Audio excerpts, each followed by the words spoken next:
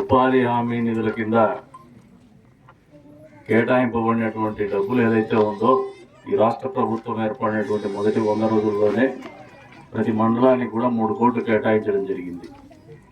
అది కూడా కూటమి ప్రభుత్వం అధికారం వచ్చినటువంటి చంద్రబాబు నాయుడు గారి నేతృత్వంలో వచ్చినటువంటి పవన్ కళ్యాణ్ గారి నేతృత్వంలో వచ్చినటువంటి అదేవిధంగా బీజేపీ పార్టీ మోదీ గారి నేతృత్వంలో నడుస్తున్నటువంటి పార్టీ ప్రభుత్వంలో ఉన్నటువంటి పార్టీ.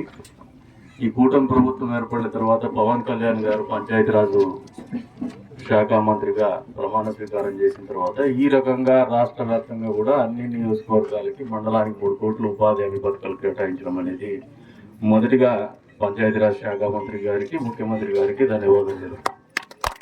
కాకపోతే మొదటి నుంచి కూడా ఏదో ఇబ్బందికరమైనటువంటి పరిస్థితి. మండలంలో 3 కోట్లు ఇచ్చినప్పుడు పాపం 2,60,00,000 దీన్ని గ్రాంట్ పెడతానే మిగతా నాయకులంతా గ్రామాల్లో గగ్గోలు పెట్టారు. నా మీద బరువు ఏం పడిందంటే 1+1 ఇవ్వాలనే ఆలోచనతోనే మీ మండలానికి ఇంకా ఏదన్నా ఉంటే ఎక్స్ట్రా ఇవ్వండి, మీది కూడా పూర్తి చేస్తామని వాళ్ళకి హామీ ఇచ్చి వాళ్ళ దగ్గర కూడా ప్రపోజల్ తీసుకొని ఆ నిధులు మీకు కేటాయించడం జరిగిందనేది మీకు అందరికీ కూడా తెలియదు. ఈ మాట ఎందుకంటే రాజకీయాల్లో మీరు ఒకసారి గమనిస్తే ఎవరు కూడా 5 ఏళ్లకు మించి నియోజకవర్గంలో రాజకీయాలు చేయలేకపోతున్నారు. సుదీర్ఘకాలం పాటు రాజకీయాల్లో ఉండేటువంటి పరిస్థితులు నాకే కల్పించారు మీరు అందరూ కలిసి.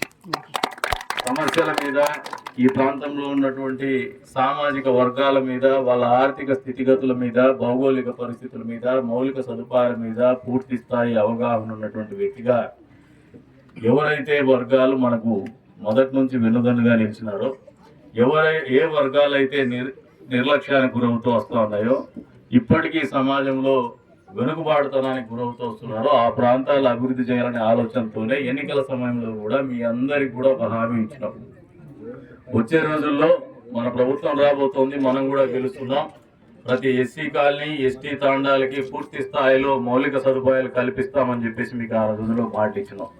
అందులో భాగంగా మొన్న ఉపాధి హామీ వాళ్ళ ద్వారా అన్ని మండలాల్లో కూడా ఎస్సీ కాలనీలు కావచ్చు, ఎస్టీ తాండాల్లో కావచ్చు, కావాల్సినటువంటి రోడ్స్ కానీ, డ్రైన్స్ కానీ, ఇంకా ఏదైనా తాగునీరు సమస్య ఉన్నా, బడి సమస్య ఉన్నా కూడా సమగ్రంగా ఒక నివేదిక బోధించమన్నాం. అది కూడా పూర్తయింది. మన నియోజకవర్గము ఈ రాష్ట్రంలోనే ఒక ఆదర్శ నియోజకవర్గము ఉండేటట్టు ఎవరైతే ఎస్టీలు ఉన్నారో, ఎవరైతే ఎస్సీలు ఉన్నారో వీళ్ళ గురించి ఆలోచించేటువంటి నాయకత్వము, పార్టీ, ప్రభుత్వము ఏదైనా ఉందంటే అది చంద్రబాబు నాయుడు గారి నేతృత్వంలో నడుస్తున్నటువంటి కూటమి ప్రభుత్వం, చంద్రబాబు నాయుడు గారిలో ఉన్నటువంటి తెలుగుదేశం పార్టీ, అదేవిధంగా మన నియోజకవర్గంలో తెలుగుదేశం పార్టీ ఆధ్వర్యంలోనే మీ గురించి ఆలోచన చేస్తామని ఒక సందేశాన్ని ఇవ్వడానికి పూర్తి స్థాయిలో మీ గురించి ఆలోచన చేస్తున్నాం. ఖచ్చితంగా మీ సమగ్ర అభివృద్ధి కూడా వచ్చే రోజుల్లో కృషి చేస్తున్నాము, పూర్తి చేస్తామని చెప్పేసి కూడా ఈ సందర్భంగా మీకు తెలియజేస్తాం. అంతేకాకుండా ఇందాక చెప్పినారు ఆయన 2,60,00,000 చాలని. మామూలుగా చీరిచ్చిన ఆయమ్మ పీట మేము చీరిచ్చినాము, పీట మోసుకొని తిరుగుతాం శంకరనాయుడు. అది కూడా పూర్తి చేస్తామని చెప్పేసి చెప్తున్నాం. ఎందుకంటే ప్రజల అవసరాలు తీర్చడమే ప్రభుత్వాల బాధ్యత. మనకు గతంలో 5 సంవత్సరాల కాలంలో మీరందరూ చూపించినటువంటి చొరవ కావచ్చు, పోరాట పటిమ కావచ్చు, జీవితంలో ఎవరికి దొరకనటువంటి అదృష్టం నాకు అది. 5 సంవత్సరాలు అధికార పార్టీకి వ్యతిరేకంగా మన నియోజకవర్గంలో ఈ జిల్లాలో అద్భుతంగా ఫైట్ చేసినటువంటి కాన్స్టిట్యున్సీ ఏదైనా ఉందంటే దీనికి అభినందనీయులు ఎవరంటే తెలుగుదేశం పార్టీ కుటుంబ సభ్యులు, తెలుగుదేశం పార్టీ నాయకులు, ఇక్కడ ఉన్నటువంటి స్థానిక ప్రజలే అని చెప్పేసి కూడా ఈ సందర్భంగా తెలియజేస్తారు. ఎన్నో రకాలైనటువంటి ఆటుపోట్లు కోర్చుకున్నారు, ఎన్నో రకాలైనటువంటి ఇబ్బందులు కోర్చుకున్నారు, ఎన్నో కష్ట నష్టాలు చూసినారు. అయినప్పటికీ కూడా పోరాట పటిమని చూపిస్తూ ఎన్నికల్లో గెలవాలని ఒక పట్టుదలతో మీరు చూపించినటువంటి పోరాట స్ఫూర్తి మాకు కూడా ఆదర్శం అని చెప్పేసి కూడా ఈ సందర్భంగా తెలియజేస్తాను. మమ్మల్ని ఇప్పటికి కూడా నడిపించేటువంటి బలం కావచ్చు, ఉత్సాహం కావచ్చు, మీరు చూపించినటువంటి పోరాట పటిమ అని చెప్పేసి కూడా ఈ సందర్భంగా తెలియజేస్తాడు. ప్రభుత్వం వచ్చింది, పాత్రలు మారినాయి. ప్రతిపక్షంలో ఉన్నప్పుడు మీకు సమయం ఫ్రీగా దొరికేది, టైంపాస్ కూడా మాట్లాడేవాళ్ళు. ఇప్పుడు నాయకులకు ఒక బాధ ఉంటుంది, టైం ఇవ్వడం లేదని. కానీ నాకు టైం ఇవ్వాలని ఉంటుంది, కానీ మీరు టైము ఉన్న దాంట్లోనే అందరికీ 24 గంటలే ఉంటుంది. ఉన్న దాంట్లోనే మనకు బాధ్యతలు ఎక్కువ ఉన్నాయి. మన పార్టీనే కాదు, ప్రతిపక్ష పార్టీ మన వాకిట్లోకి వచ్చి పని అడిగినా కూడా చేయాల్సినటువంటి కర్తవ్యం మన మీద ఉందనేది మీరు మర్చిపోతుందని చెప్పేసి తెలియజేస్తాను. అంతే నియోజకవర్గం అనేది అభివృద్ధిలో కుంటుపడింది. ఎందుకంటే మీరు ఒకసారి నేనే 20 ఏళ్ళ సుదీర్ఘమైనటువంటి అనుభవంతో చెప్తా ఉన్నా. ఒకసారి నేను ఎమ్మెల్యే అయినప్పుడు నన్ను మీరందరూ గెలిపించినప్పుడు ప్రతిపక్షంలో ఉన్నాం. ఆ రోజు అర్థం కానటువంటి పరిస్థితి, రాష్ట్ర విభజన జరిగేటువంటి పరిస్థితి, ఏం చేయాలో తెలియనటువంటి పరిస్థితి. సరే, రాష్ట్ర విభజన జరిగిన తర్వాత మనం 700 ఓట్లతో ఓడిపోయినాం. సరే, ఆ ఓట్ల నుంచి కోలుకొని మళ్ళీ పనిచేద్దామనే మూడులో మనకు ఒక రాదా 2 కృష్ణులు వ్యవహారం వచ్చింది.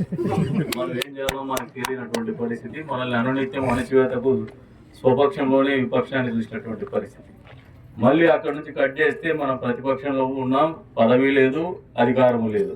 కానీ పోరాటం అయితే మాత్రము మనము ఎంత జీవితకాలము కావాల్సినటువంటి అనుభవం నేర్పించేంత దిశగానే ఆ పోరాటాలు జరిగినాయని చెప్పేసి కూడా ఈ సందర్భంగా తెలియజేస్తా ఉన్నాను.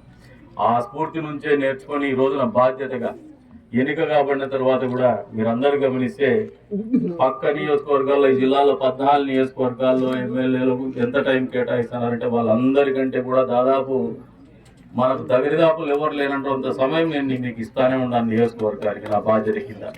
ఎందుకంటే నాకు బాధ్యత ఉంది. మీరందరూ కలిస్తేనే నేను నాయకుడిగా ఎదిగా. ఆ ఆలోచన ఎప్పుడు కూడా నాకు నిరంతరం ఉంటుంది. మీరు అర్థం చేసుకోవాల్సింది ఏమంటే, మామూలుగా అధికారం వస్తానే నాయకులు దూరం అవుతారు, ఎమ్మెల్యేలు పలకరింపు ఉండదు, ఎమ్మెల్యేలు దొరకరు అని చెప్పేసి ఆలోచనతో ఉంటారు.